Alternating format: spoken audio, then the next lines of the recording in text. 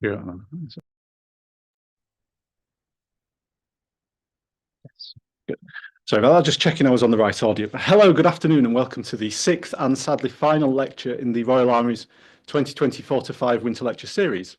I'm Mark Bennett. I'm the Museum's Research Manager. Thank you very much for joining us today.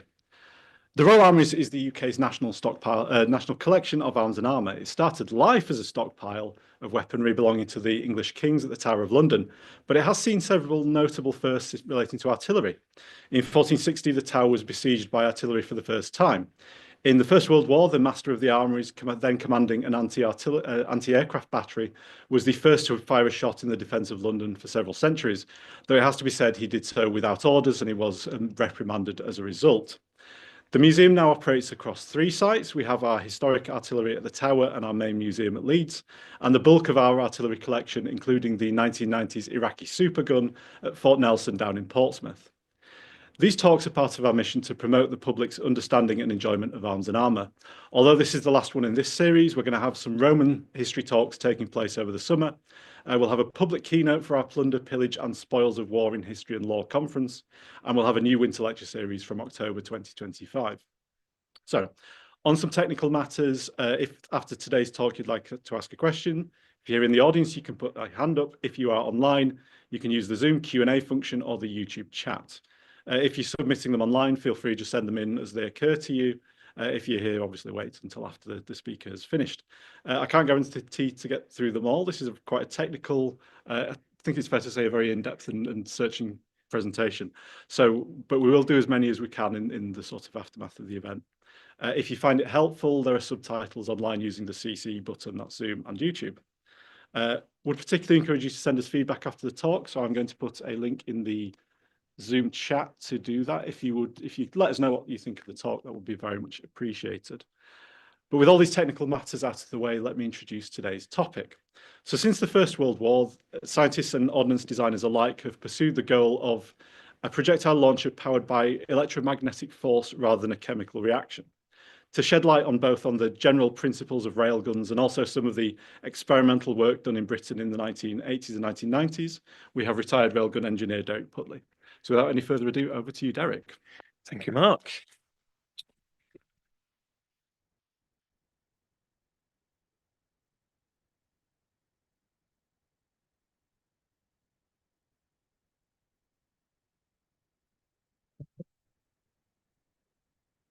Oh, that's great. Right. Well, as Mark said, I'm Derek Putley, and my lecture today is about electromagnetic railguns, or railguns, as we just tend to call them for short, because electromagnetic railguns is a bit of a mouthful. So this lecture is based on work that I did back in the 1980s and early 1990s, and was really triggered by the discovery of one particular object in the museum's artillery collection, which we'll be seeing later in the talk.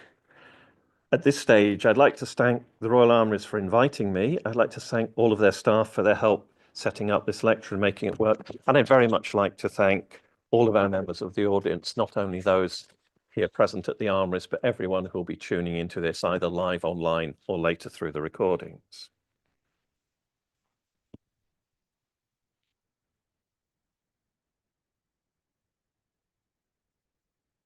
Okay, here's a quick overview of the talk I'm going to give today. Obviously, I'm going to start with some words of introduction. I'm going to look at the physical principles of how railguns work. I'm going to have a quick history dive into who invented the railgun. And then we'll look from that history how the UK got involved in the 1980s with looking into railguns and why we were doing that. We'll look specifically at the railgun that has generated an object in the museum here, which became known as Remgun 3. I'll explain that in a moment. And specifically, because what we have in the museum is both a gun barrel and a switch, I'll have to explain how that worked in terms of the railgun power supply. And after that, I'll go on to another railgun project that I worked in the UK shortly afterwards, which was the Hypervelocity Test Facility, or HTF railgun.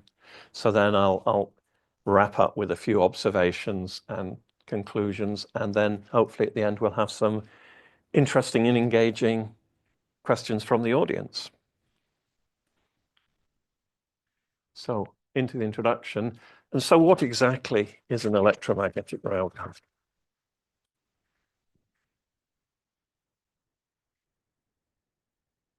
So by railgun, we mean a gun powered by electromagnetic forces rather than by chemical propellants. And it's not just any type of electromagnetic gun, it's a specific type with a pair of conducting rails, as we'll see later. Also, railguns are nothing to do with railway-mounted guns as far as this talk is concerned. So I have a nice picture of a World War I enormous piece of artillery on railway tracks, and that's the only time we're going to see that kind of railgun here in this talk. At the bottom, I've got a picture of a large American experimental railgun, which was contemporary with the experiments I was working on in the UK. Obviously, being in America, a lot of things were bigger and better. And this was actually a photograph I was given when I was lucky enough to go and see that gun fire. And you can see it has a very prominent muzzle flash. So any thought that a railgun is going to be quiet and stealthy because it's powered by electricity instead of gunpowder isn't really true. And in fact, in the case of the railgun, we have a flash because we have an electric current which is interrupted at the muzzle, and that kind of gives rise to an arc, a bit like lightning across the terminal. So you get a very large, bright muzzle arc like that one. And so that's just sort of here. At the bottom, we have an experimental railgun. At the top, we have a railway gun. So I worked on railguns at IRD, and I'll explain what that is in a moment, and later on at Culham Laboratory in Oxfordshire. So IRD was the International Research and Development Company at Newcastle upon Tyne. And from IRD, we were hired to make an experimental railgun system for the Royal Armouries Research and Development Establishment, or RADI. And the system that we made became known as Ramgun 3. That was RADI Electromagnetic Gun 3, because they had two smaller guns first. And so I worked on that as the design engineer for the power supply and the first stab at the barrel. And when I say design engineer, I was a member of a design team. I wasn't doing it alone, and I had various colleagues working with me. So IRD, sadly, is no longer there. There's a rather misty picture of the laboratories there. Maybe some of the fog on the Tyne was there when they took that picture. But the site today is a housing estate just off the Fossway in Newcastle. So that's sad, it's gone, but that was where I worked in the early 1980s. And then I left IRD to go and work on various things at Culham Laboratory.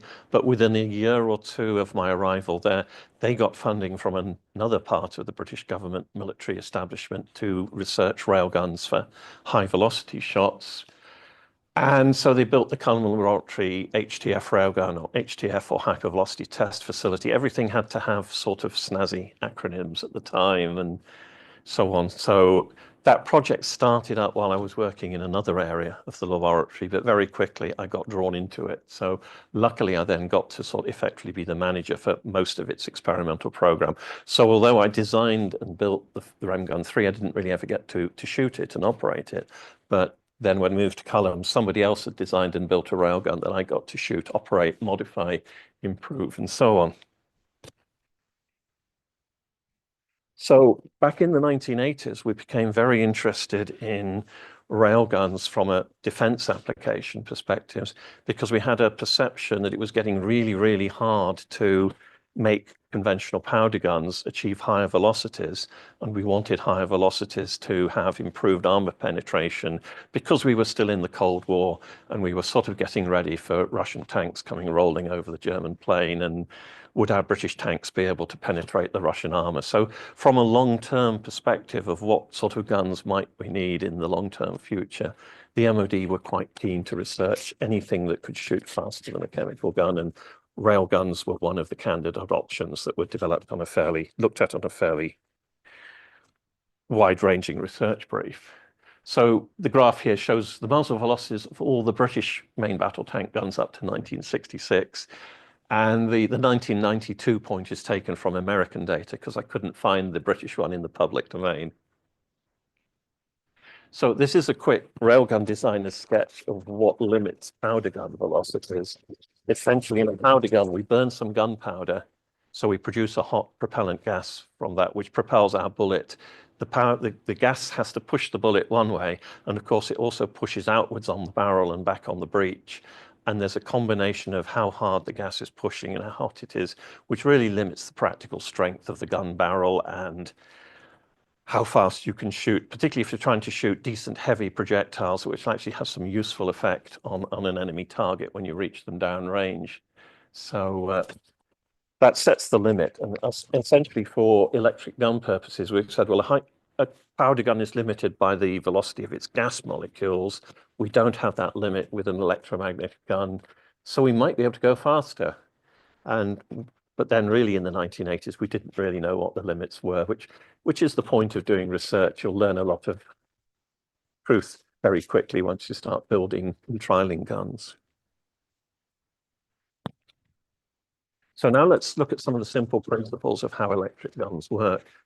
And because there are types other than railguns, I'm basically going to deal with 4 main types very quickly, and then talk a bit more about how railguns work in a bit more detail. So the first 2 types are just use electricity as a heating source.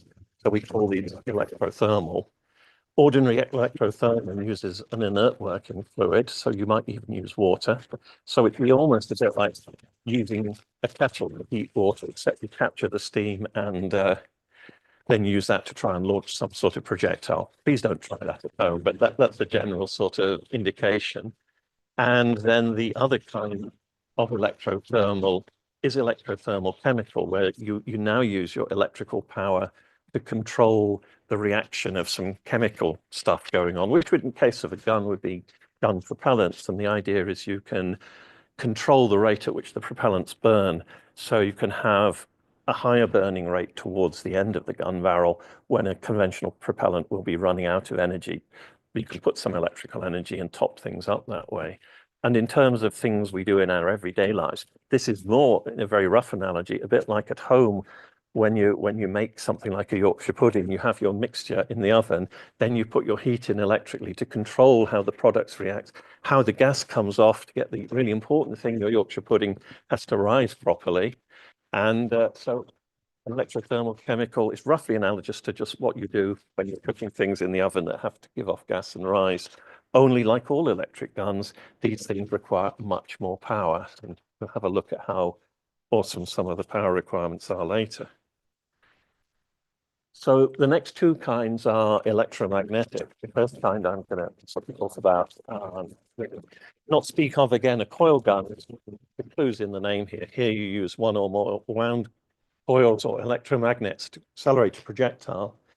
And a brilliant example of all the principles is a good old-fashioned electromechanical doorbell that you might have at home, or you might have where you work as a fire bell. You have the coils that accelerate the clapper onto the bell, which is the target, and that exhibits all of the same principles of using magnetic force to accelerate a projectile against the target that you do in a coil gun, except in a coil gun, you want your projectile to go downrange, travel several miles or kilometers, and then have some effect on a target. So that's a fairly obvious kind of gun to make. And then the railgun is far from obvious in terms of everyday things. About the only kind of everyday situation I can think of that works anything a bit like a railgun is on some weigh scales. You have a magnetic brake where there's a little gap at the edge of the scale. There's a permanent magnet there, and a piece of copper goes up and down between the poles of the magnet, and that generates eddy currents and magnetic braking. When I used to reload my own ammunition at home, I actually had a set of shooters reloading scales that had a magnetic damper on there. So the idea is the scales settle very quickly to a stable reading, which is very important when you're trying to weigh gunpowder very precisely and safely. And it's used on other sorts of balances. But really, railguns are pretty weird. You won't really have anything in the average home that works on anything like the same principle.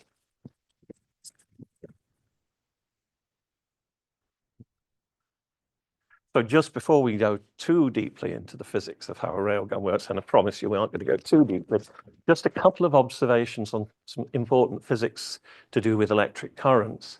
And the first point really is that every electric current creates a magnetic field. That's pretty crucial to the key of an electromagnetic gun. And the other second principle is that magnetic fields and currents can react together to generate forces. And a couple of everyday examples of that, in something like a traditional moving coil current meter or ammeter, like the one shown on the left here, there's a coil of wire which is attached to the needle. This sits in the pole of the magnet. And so when current passes through the magnetic force that's created lifts the needle off against its return string, and the stronger the current, the further the needle goes round. So that's how most old-fashioned analog meters work. The other way you can measure current is directly from its magnetic field. And this we use a lot in railguns as a diagnostic, because we can put a magnetic probe into the structure and see what the field is doing. And then because we think we know where the currents are supposed to be, we can say, oh, that means the current was so much. And this is also used commercially, particularly in ammeters for going onto AC circuits with a clamp-on ammeter as shown here. And this is very useful if you're a service technician. You can clip your ammeter around the circuit. You don't have to break into the wires and interfere with the insulation. So it's a much safer way of measuring currents in equipment where there are exposed cables than to actually disconnect it and put something in the circuit. So here's a sketch of a railgun circuit. So the key feature here is we have a pair of parallel metal conductors or rails. And in the sort of center bottom there, we connect a large power supply that will supply current that will go up one rail and down one rail. And to complete the circuit, we have to have a sliding contact. We call it the projectile armature, that will start off down at the breech end and then slide along the rails. And as that current loop goes, it generates magnetic forces, and the magnetic forces will accelerate the projectile. And just as the forces that accelerate the projectile in a conventional gun not only push the projectile, but they push the barrel and the breech, those forces will push outwards on the rails of the railgun, and they'll push back on the breech connections of the railgun. So we'll get our recoil where we would expect it. And the reason I say this is primitive is because it doesn't really use anything other than in this simple form, which is commonly used, and the guns I'm talking about today uses. You only have one turn of wire, so you need to put a lot of current into that to make anything useful or interesting as a sort of projectile launcher. So it's very simple, and it gives a very uniform, smooth acceleration, which is why it's liked for accelerating projectiles. But it also requires a very specialist kind of power supply.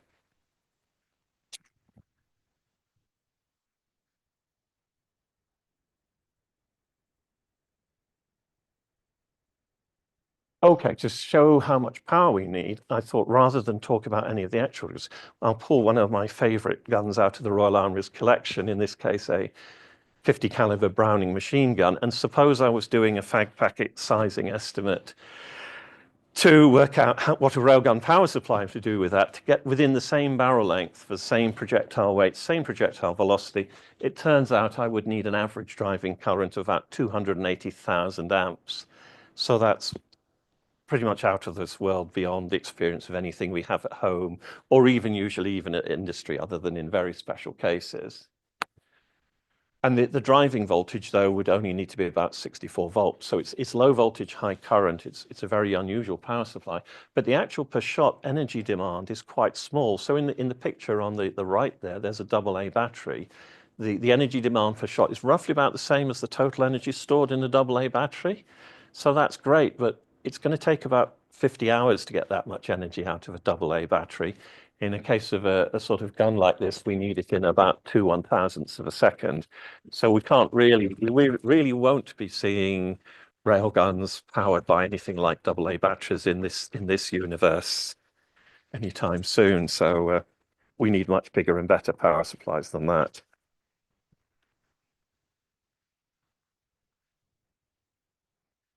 So as I mentioned earlier, the forces on the rails push the rails apart. And in a gun barrel, they push out evenly in all directions, so we can have a nice, strong, simple steel tube. But with a railgun, the forces are just pushing out with the plane of the rails, and you've got to keep the rails insulated by having some sort of non-conducting, probably a sort of super glass reinforced plastic or something, insulators between them, and then you need to keep all this supported together. So when we were designing first generation railgun barrels, what we would typically do is we would have two long thin rails, two long strips of insulation material that would keep the railgun rails the right distance apart, then some packing pieces, and then a couple of metal structures to support the rails, and lots of bolts across tying the structure together to withstand the forces and keep the whole thing in one piece when you fire it. And this is exactly what we can see on the muzzle of the wooden railgun mock-up, which is the item in the Royal Armouries Museum. So this is Object 19.852 in the Royal Armouries Artillery Collection. And here we can see a wooden mock-up of the barrel. That screen looks a bit fuzzy to me. I don't know whether there's any focus on the projector that makes that any better, but so we have the two rails sticking out of the front there. That is really, I think, done just to show how they could have extra diagnostics connected, and they would just sort of bend apart under load current. So it wouldn't usefully extend them out. Then you can see at the top the insulating strips, and the big strips at the side are the actual structural supports. Of course, this is a wooden model where everything's made in wood, but the structural supports were steel on the real design. The rails were copper, and the insulators were some kind of glass reinforced plastic. So that was the muzzle end of the first barrel that was designed for Railgun 3. And the wooden mock-up, by the way, was delivered to Rady's site at Fort Halstead, so they could work out how they were going to fit it into their 30mm indoor range and where they were going to fit the rest of the equipment. So that was why the wooden model was created. And then luckily for us at the Royal Armouries, sometime later, a kind person said, oh, we don't need this wooden model anymore. It's quite historic and important. Let's donate it to the newly starting up museum at Fort Nelson. And so that's where it is today.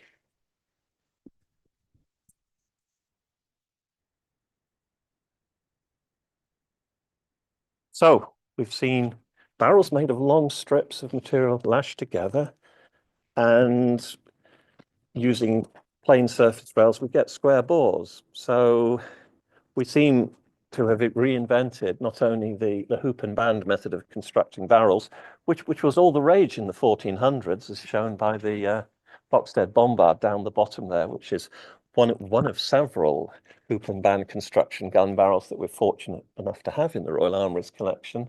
And of course, the Puckle gun from 1719 or 1718 was famous for its option of having square bullets. So nothing is really ever new. Somebody's already invented it before when you look back into the history of these things. So I mentioned briefly armatures, the bit that slides down the barrel. I'll say a little bit more about armatures now, because it is one of the really difficult technical areas. You're pushing this massive current down one rail, and then you just want to get it onto this thing that's moving at high velocity, back onto the other rail. Ideally, you want a nice tight fitting metal block that will provide you good metallic conduction there. Nice tight fit, not too much friction. Probably won't be ideally as part of a military projectile, so you might have it as a sort of pusher plate, then a sabot, then a projectile. So that's a solid armature, which is the ideal. So the engineering challenge is, can we make these? And that's a solid armature there. That shows how you might start to shape the aluminium block if you're using one of those to make it turns out that you want the back end to be smooth, because if you have kinks in, that will cause a local current hotspot, and then things will melt and fail, and then people get upset.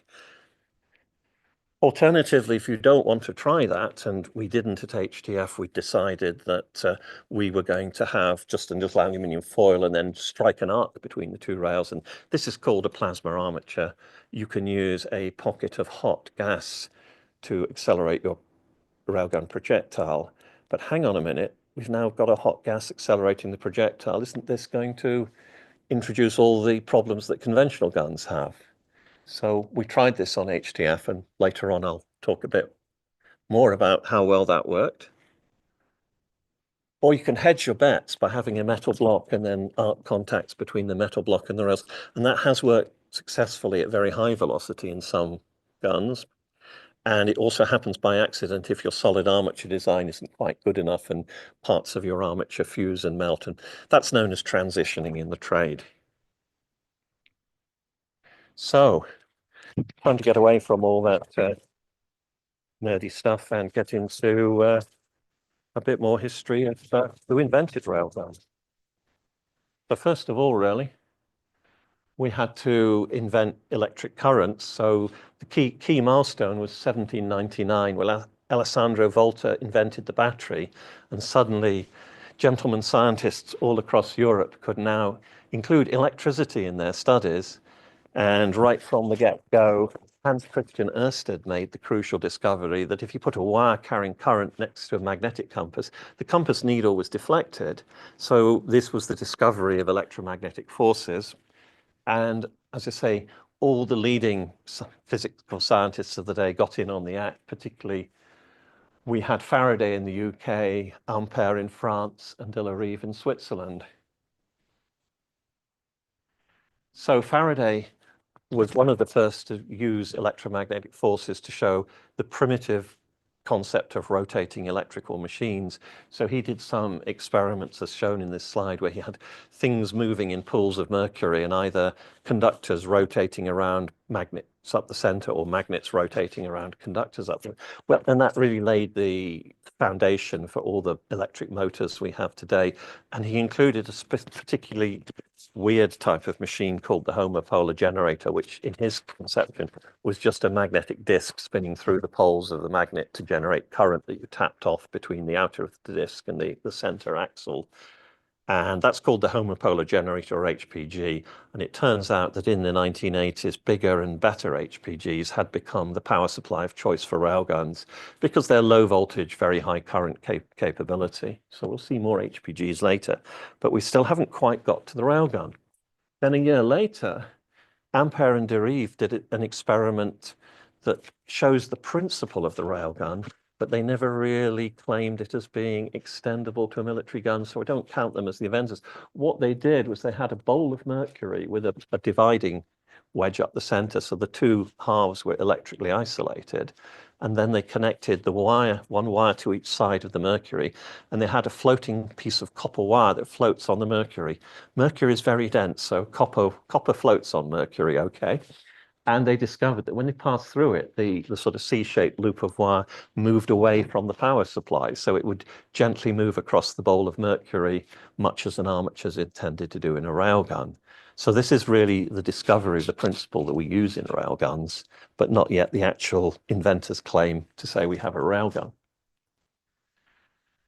Along the way, we better look at some other electric guns because all those other annoying electric gun types I mentioned all got invented before railguns. So as early as 1844, we had an eccentric British inventor named Bonningfield who'd invented his electric cannon, and he gave demonstrations on the Isle of Jersey, where I think he was a resident, and in London. And I think this is a picture of it from one of the handbills, and it looks to me like a cart with a box on top, and sticking out of the box on top is a musket barrel, from which I'd say I expect the cart's full of batteries, the box is full of some water heater, so it's basically a musket powered by steam is my guess. And I have seen somebody else on the internet who thinks that's true as well, based on contemporary accounts with one of the leading gun makers at the time, who was asked, what do you think of this? So bad news, railgun is electrothermal, beat us to it. But only a year later, in Columbia College in the USA, Messrs. Page and Groves realized that if magnets can attract things, they can also repel things. So they really made the first sort of proof of principle model foil gun as a demonstrator. Then round about the turn of the 20th century, Norwegian inventor Birkeland actually started proposing a serious military armaments, and he did a lot of work on that. One of his prototypes actually survives in a museum in Norway, so that's truly awesome. And then finally, during the First World War, a Frenchman actually invented the railgun and raised all sorts of patents for all kinds of railgun configurations, some of which are shown on the slide there. 2-rail ones, 4-rail ones, 8-rail ones. So that was André Fauchon Villeplay, So he's really the inventor of the railgun, as far as I was concerned. And obviously there was a lot of interest in his work during the First World War. Then the war ended and his money went away. But after the First World War, various people kept going with the idea, and particularly during the Second World War, the Germans picked up rail guns because they were very keen on having higher velocity guns for better anti-aircraft guns for some reason. And they picked up rail guns. They tried other electric gun options, but they were really hampered by availability of power supply technology. After the war, of course, everybody looked over all what they'd done, and nobody saw railguns as being of any immediate military interest. But the potential interest of being able to accelerate faster projectiles than conventional guns was of interest for aerospace research. So NASA picked that up in the 1960s, and Brast and Saul made some small railguns powered by capacitor banks for trying to simulate fast particles, but they didn't really succeed in getting particles going faster than the other common laboratory tool for small light mass bullets, which is a two-stage light gas gun. That's really a powder gun powering an air gun, if you want a sort of one-line description of that. And we aren't going to go down that rabbit hole any further in this part of the talk. So news of the work in America progressed to Australia, where Rashley, Marshall and Barber picked it up. They were looking for a project to do with the enormous homopolar generator at Australian National University, which had been developed as a power supply for powering enormous magnets. So they came up with the idea of, can we use this to power a railgun? So they developed a railgun about it, which was the first early really successful railgun. And they managed some velocities around about 6,000 meters per second with that. So news of that reached the USA, and they then started wondering whether that would be any useful for military uses again by the late 1970s. So they built a couple of medium-sized experimental railguns, similar sort of size to the one we were later to build as Remgun 3. One of them was at Westinghouse in Pittsburgh, which is the one I've nabbed a photo of there, and one of them was at one of the universities in Texas. So that was happening in the USA by the early 1980s. And of course, we do talk to the USA now and again in military collaboration. So the UK got involved after hearing about the work in the USA and saying, how can we actually use this for military purposes for long-term development of guns? So they did some paper studies. Is this crazy? I did one of the paper studies. I did the second paper study when they came to. I think this is crazy, but you do some studies, and then they say, well, you may think it's crazy, but please, can you build us one? All right, then. They came to us at IRD specifically because we were experts in homopolar generators. They're very unusual machines. We've been building special ones for other MOD projects, so we were sort of the national experts. So we got the job, and we had two objectives. It's never easy. First, make us a railgun, but oh, by the way, the generals aren't going to be happy funding this unless they can see some way that this ultimately gets smaller and more compact and goes on to a main battle tank. So we had to put something into our work to sort of show actual merit of, can we make this smaller and more compact? So this gets on to, how are we going to power Remgun 3 as it became known? It was just the 25mm square bore railgun at the time because it hadn't acquired that name. Oops, wrong slide. So basically, this is how the Australian National University powered their railgun as a circuit diagram. They realized that they had the standard homopolar generator problem. You can get lots of current eventually, but you don't get many volts. So you can't connect the railgun directly, because if you do, the projectile will accelerate too soon and just dribble out of the end of the barrel, a bit like if you have a fizzle in a gun instead of setting off the powder charge. So they figured out the way to do it was to build a second railgun that wasn't intended to shoot fast. It was just intended to sit there in the circuit while the current was building up to maximum current. And then when you got to maximum current, you'd fire this secondary railgun or rail switch, and that would then change the circuit configuration. So the current's now forced into the main high velocity railgun, and that will fire off the main railgun.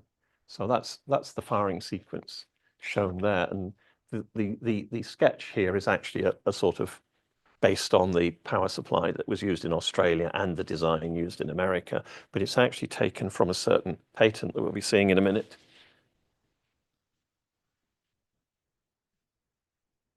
So this sketch actually shows how the system ended up on the Railgun 3. We have the same basic ingredients. We have a homopolar generator which acts to work as a current source. And when you switch this on, it's going to generate current that's going to flow into a storage coil and then back to the generator. And then at some point, we'll have a rail switch that will operate and fire the main railgun. And what we've done to make it our sort of clever invention to make it sort of more compact is, instead of having a separate rail switch, to sort of combine the two into a sort of under-over railgun on top, rail switch below, to make it more compact. And that was our sort of delivered bit of traceability towards a more compact option. So how does this actually work? It's really much more like a pump-up air gun than any kind of cartridge firearm. If you think of the storage coil as being like the air chamber that you pump up with your air gun, the homopolar generator that's supplying current to charge up the storage coil is acting like the mechanical pump that's pumping up your air gun. And then the rail switch is acting like the trigger and air release valve in your air gun. When you activate the trigger, you connect the energy store to the gun barrel. And in the case of an air gun, you're connecting high pressure gas and firing the pellet that way. In the case of a railgun, you're connecting the high current into the railgun, and then you're generating the high magnetic forces that accelerate the projectile that way. And in Railgun 3, this was carefully arranged to be as compact as possible. So the railgun is sitting on top of the storage inductor and the generator is as close as can be. That's important because you're running very high currents around. This was designed to work up to 700,000 amps and get projectile velocities up to about 2,000 meters per second. So you want the interconnections to be as compact as possible because you'll have electrical losses in the interconnections. So the shorter and more compact they are, the better.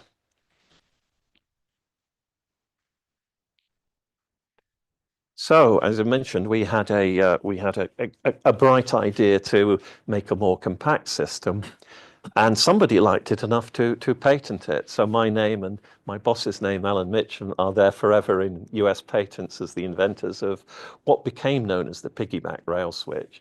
So the idea here is, on the top you have the main railgun barrel. Underneath it you have a sort of short, stubby railgun that will then act as an autoloader and put the main railgun projectile into circuit when it reaches the end of its travel, and the rails will sort of kink upwards into the main railgun barrel. And so this was much more compact than having two separate, a railgun and a separate rail switch. And the reason that you need the two separate armatures is it's going to take you about 1/5 of a second to get up to operating current. So you have a big solid armature in the switching circuit that will heat up and withstand the heat and duty without melting or welding in place or anything horrible or vaporizing. And then you have a small armature on the railgun projectile that only has to sort of last for about 5 milliseconds, carrying current as it flies down the barrel and accelerates to 2,000 meters per second. So that was the theory that was used in the patent. And the patent actually is very nice because we can go and look at the patent, and explains a lot of the features that we see when we look at object 19.852. So here is the sort of comparison of the traditional arrangement on the left with rail switch, and how that gets integrate into an integrated design with the over-under rail switch. And the actual conducting rails are covered in a sort of coppery colored orange there. So you can see how the current would first flow through the rail switch. Then as the rail switch falls out of the circuit on the right, the current would be forced up into the railgun. And by then the rail switch has carried on its back as a piggyback action, the actual railgun projectile and armature there. So that's how that was supposed to work. And while that was all being made, our wooden mock-up was made and sent down to Radi so they could plan the installation. And that's why when you look at the object today, if you look at the back, you can see massive, massive buzz bars coming off the back. And you can see that it's deeper at the rear than it is at the front, because you can see the current path would go, as shown in the red arrows on the slides there, up the rail switch rails and then back out again. And then when it was switched, the current would move into the railgun. And they actually wanted a magnetically resistant mechanical release for it. So they actually managed to find an Avro-Vulcan bomb release was an ideal component to use, believe it or not. So this now shows the full features of the railgun model that we have. We can see the bolted together barrel structure.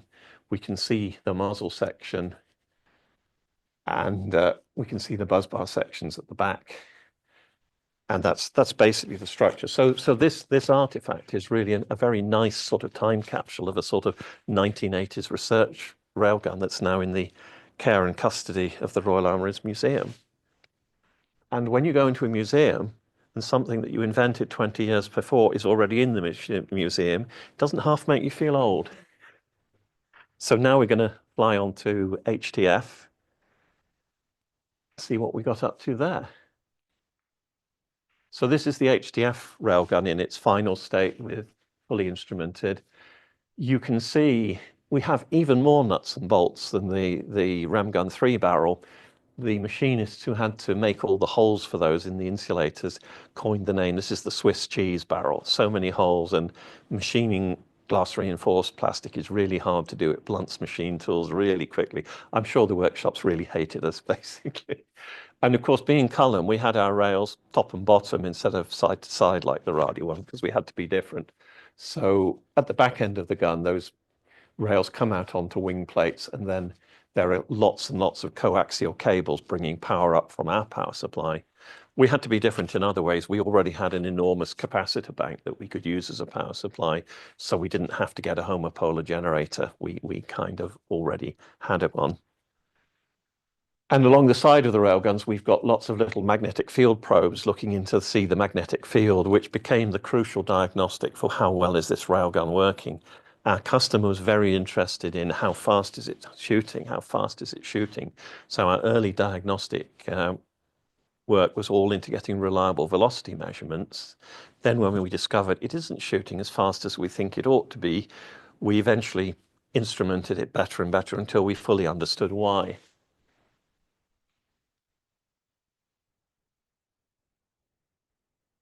So here we can see the, oh, hang on. Is that gone back? Yeah, that's better.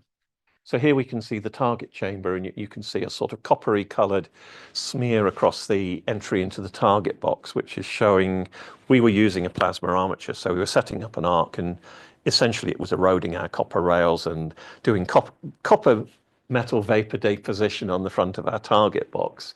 So it wouldn't really have been anything you'd use for a service gun. For consistency and experiments, we tended to replace our rails at more or less every shot if we could. And then in the box, we had various velocity measuring instruments, which evolved and became fairly good. Although the system that we really liked turned out to have been invented by somebody in 1876 or thereabouts. Unfortunately, I haven't got information on that in the talk. That got squeezed out. And over on the sort of bottom left of the slide, we can see an impact crater made by a square plastic bullet, 1 centimeter square, mass about 1.2 grams, traveling at over 2,000 meters per second into a block of aluminium. So that shows how plastic bullets can really do quite a lot of damage if they're going fast enough.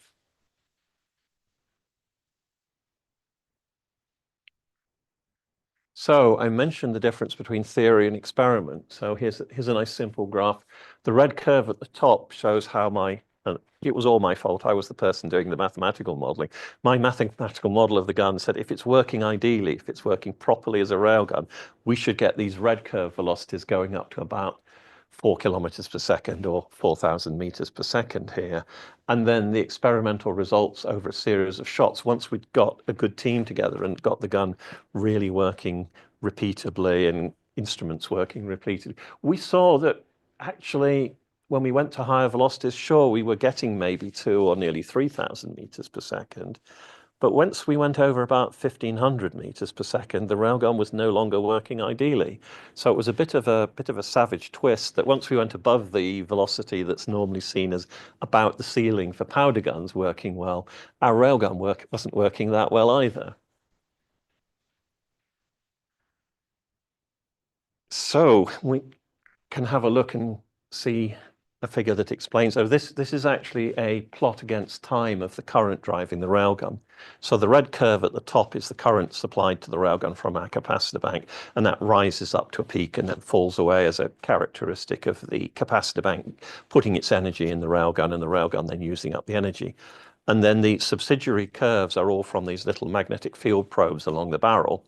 So they shouldn't see any signal at all until the plasma armature arrives. Then as the plasma armature goes past, they should see a signal that rises very rapidly up to more or less the same level as the main rail current. And then it should fall down following the profile of the rail current. And the first three do that very nicely. Obviously, they don't exactly sit on the red curve because of calibration errors and the limits of the technology. But for the first three probes, maybe the first foot of the railgun acceleration on its 1 meter barrel, everything's working great. Then you start to see later on the curves get a bit lazy, or right on towards the end, some of them only go halfway or a quarter of the way up to the main current. So that shows us that some of the current is traveling down the barrel at that point, but some of it seems to have mysteriously disappeared around about the location of probe 4. The current saying, oh, I've got halfway down the barrel, that'll do, I'm going to stay here, you know what, and sit there. So that was typically what we observed once we had good analysis. This, of course, had been observed in other laboratories around the world where other people trying to get high velocities with small railguns. So there were terms for it. It was essentially known as secondary arc formation or restrike. And for some reason, brackets not predicted by the simple physical model of electromagnetic forces, you get to a certain velocity, the current becomes lazy and decides it's going to sit and stay where it is.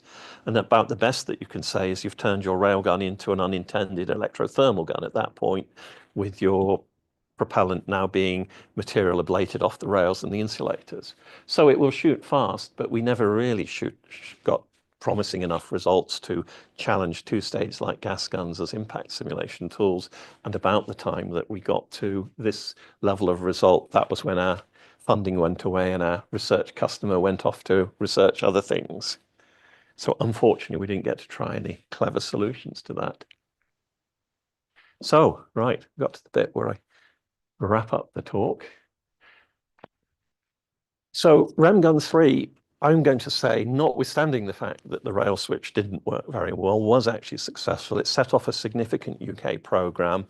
There were lots of trials done in the ranges at Radi. Later on, they got a second big railgun there, and eventually, with a joint US-UK program, they put a really big railgun on a range in Scotland. The only thing that wasn't really very successful was the piggyback rail switch, which, as far as I can tell from their conference paper, it worked up to about 140,000 amps. And after that, they couldn't fine tune it to get it working decently. And to be honest, they wanted to get on and fire the gun. They didn't want to be doing switch development. They were gun engineers, not switch engineers. So they invented the explosive opening switch.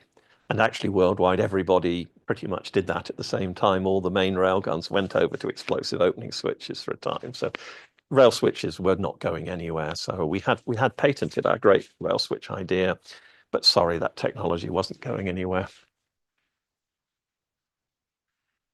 But yes, it led to a big program on, and the railgun building at Radi Kakubri is still there today, but the program hasn't been active for many years.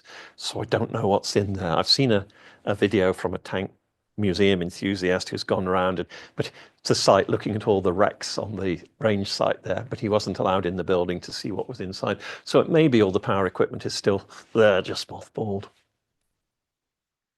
HTF pretty much taught us that, yeah, other people had tried high velocity railguns, and it's hard with a high velocity railgun to beat a two-stage light gas gun. And the twist was we ended up getting a two-stage light gas gun at Culham for aerospace work instead. And I think probably looking at the nice idea was we knew we couldn't use a solid armature at high velocities because it would be too difficult to engineer. So we opted for a plasma armature, which was really introducing all sorts of arc physics that we didn't really understand. And sometimes it's very nice when you're doing an invention just to not worry about the bits you don't understand. It'll work. It's got to work. We're all good inventors, aren't we? So that was kind of the thing with that one.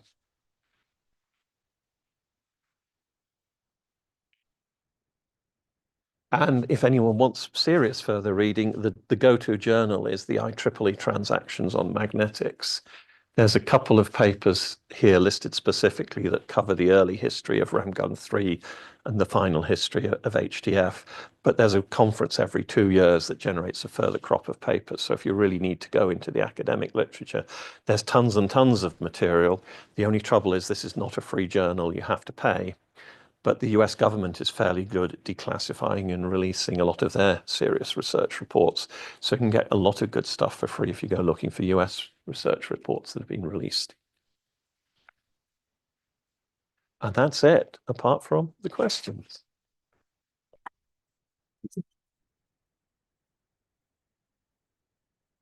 Certainly.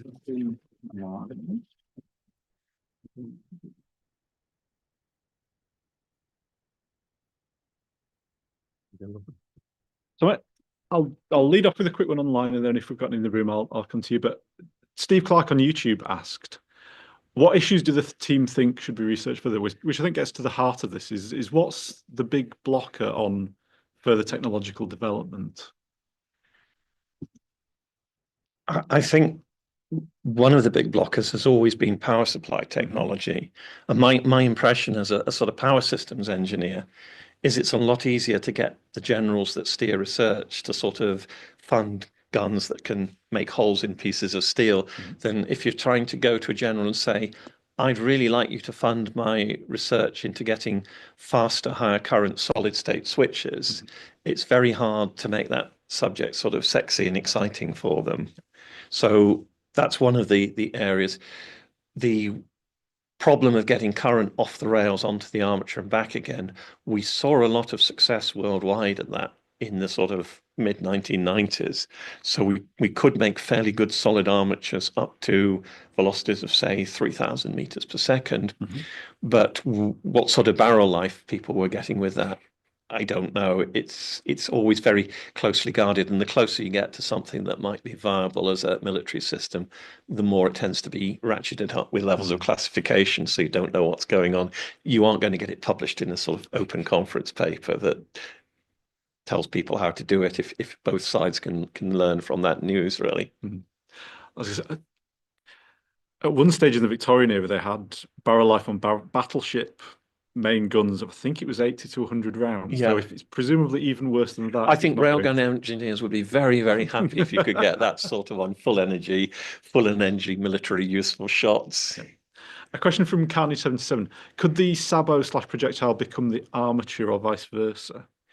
It can be, but the reason the armature is normally separate is because you're optimizing the armature to conduct electricity and contact the rails. You're normally optimizing the projectile to fly through the air and reach a target. And you're normally optimizing the sabot to sort of act as a go-between. So you usually want the sabot to be something that falls apart and falls away. But yes, and some people have tried a sort of integrated projectile, particularly for demonstration purposes. It would depend on the application. If you're perhaps looking at a railgun for something like a close-in weapons system where you didn't want the projectiles to fly very far, but you wanted them to fast, then maybe an integrated projectile would be an interesting option. Do you stop the armature at the end, or just the armature normally carries on, but the electric current sort of stops at the end because, as we saw in the muzzle flash photo, the air's not very good at conducting hundreds of thousands of amps or even millions of amps. You get something that looks like simulated lightning, basically, and lots of muzzle flash. And I had a question from Mark K on YouTube, which I was curious about. What counteracts recoil from the projectile leaving? Because presumably every action has an equal opposite reaction, so you would expect recoil, but I presume that's not the case. There is recoil. If you look at some of the YouTube videos of some of the latest US Navy research guns firing, you can actually see they're on flexible carriages and they recoil. The recoil appears on the electrical connections at the breech end of the rails, according to simple theory. And then there's a whole minefield of academic debate about what the physics of that is, which is very difficult. We had an open day at Cullum some years ago. This was the university and press day or something, so it was going to be very quiet. My technician was just showing people around the railgun. I was in my office possibly doing useful work. And I got a sort of help, please come to the lab phone call from my technician. This guy's asking questions about recoil. And this was Professor John Allen from the physics department at Oxford University, who was really interested in had we experienced recoil, because he was having theoretical battles with some other scientists through some academic journal and physics journal about possibly the Physical Review about which force laws you should use to calculate recoil in railguns and whether the recoil should appear on the rails or on the breech. And John and I were both the recoil should be on the breech, and other people were arguing it should be on the rails and trying to do experiments to demonstrate that. But it's very hard to do the experiments well, and also most of the laws that we have are based on closed electromagnetic circuits, so it makes it very hard to pin down the force being on any one place, and the physics gets complicated. So a lot of people who should understand it probably don't understand it as well as they ought to. Which is fair enough in some sense. We had a couple of questions about other potential uses, so particularly one regarding launching drones on ships. More generally, is all this research into railguns purely dedicated to making a projectile launcher for military uses, or does it have crossover implications? There has been every time there are defense cuts, the electromagnetic launch community tries to jump on the Earth to space launch bandwagon. So there have been very large railguns. If you think sort of Iraqi supergun, but as a railgun, things as with railguns, that has been proposed for satellite launching. One of the advantages of the railgun is it gives you very smooth controlled acceleration, whereas a coil gun doesn't. So for any kind of sensitive projectile, it's very attractive, whereas a coil gun gives you very uneven acceleration. You can try this at home if you have a metal fridge and a fridge magnet. If you pull one of your fridge magnets off and go up to offer it back up to the fridge, you'll see the fridge only grabs the fridge magnet right when you're just right up close. The force is a very short range in coil guns, and that tends to give a projectile a bumpy ride, whereas a railgun gives a smooth ride. So it does have some advantages, but it's a difficult and challenging tech. You've really got to have a good use case for needing a railgun that you can't do with rockets or with conventional guns if you're coming at it from the how do I get to this velocity rather than I want to develop railguns because I like railguns. Average MS-DOS enjoyer thinks he might have missed it. I'll test my understanding. So they asked what causes the lazy current.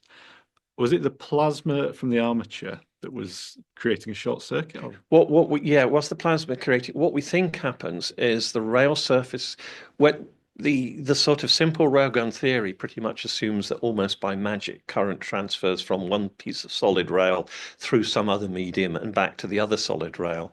And if you study the theory of electrical contacts, you'll discover that two pieces of metal sat together are really more like two sort of mountain surfaces pressing on one another at the microscale. So you have lumps and bumps that contract and you need pressure. And so you actually get hot spots formed even then, and you can get unintended spot welding. Once you go to an arc, it's worse because you're trying now to get electrons out of the surface of your metal into the gas that's the arc, and you need effectively hot spots to get the electrons. And I think what happens is the hot spots become so good that they go on emitting electrons after the projectile's gone past. They don't cool down, and so the current will just take the shorter path. Yeah. It's just a short circuit, basically. Lovely. And something that intrigued me, and I don't notice this, but from one of our YouTube viewers, the flash at the muzzle end of the railgun, at least in the photos, is yellow. Shouldn't it be blue given its electrical discharge? I think it's yellow because it's pulling out a lot of the copper from the rails with it. So I think that's colouring it. If it was just pure electricity in there, yes, it should probably be a nice blue flash like lightning. But the yellow smoky thing is it's eating up the insulators and the rails and delivering some of those into the flash. The one I showed in the photo was a plasma armature, so it's sort of eroding that as it goes down.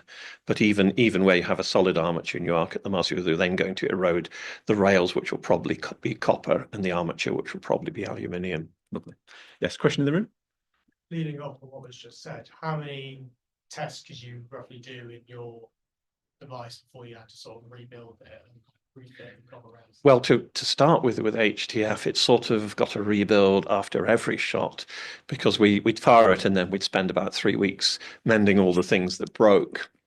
And then when we were further down the program and we'd made everything robust enough, we could fire multiple shots per set of insulators and rails, although that we didn't like to. We like to start with brand new insulators and rails, so they were all in the same exact condition. But we did perhaps do about 3 shots per set sometimes. And what we would do, because we were working with a high driving voltage at the start, we would have to make sure we had very good electrical insulation between the rails. So we would sometimes have to clean the barrel out to get rid of any sort of crud left after. Very much like cleaning out a normal gun barrel. As a sort of, as the team's resident shooter, I was fully conversant with all sort of normal gun stuff, including barrel cleaning. And then we would use high voltage test equipment to check that the insulation was good, and then we'd fire it. But we weren't specifically trying to get long life.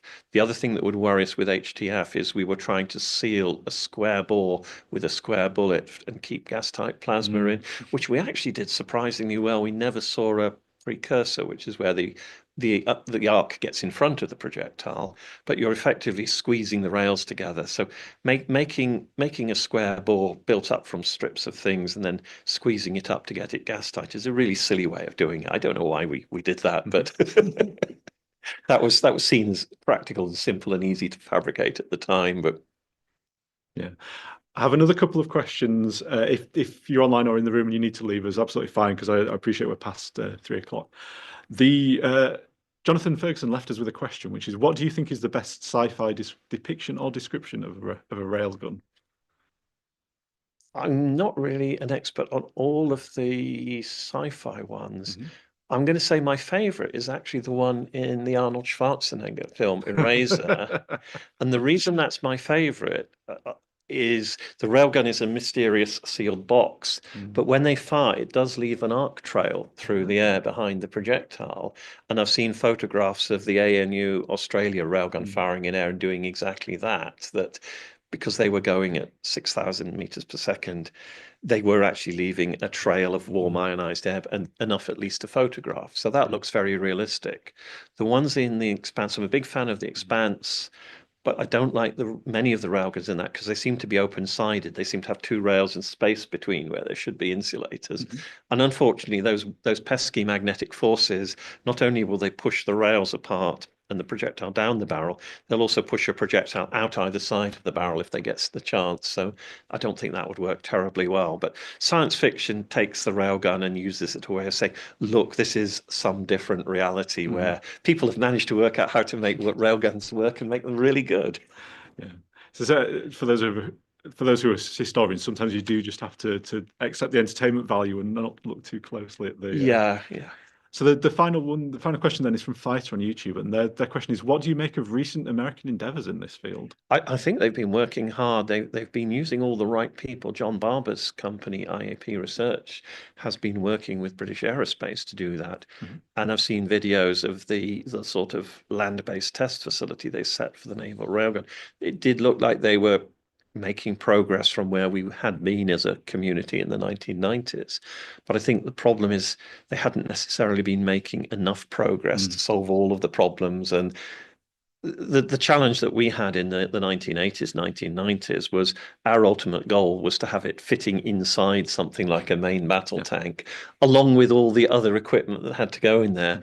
And although we might have got a barrel compact enough, there was no way we were going to get a power supply compact enough. So at the time we said, oh, we should put this on a warship. There's much more space on a warship. And so the Americans have been looking into that. But I think what they're finding is it's very difficult to do it and justify that there's any sensible, useful mission that it can actually do for warships, given the nature of naval warfare these days. Yeah.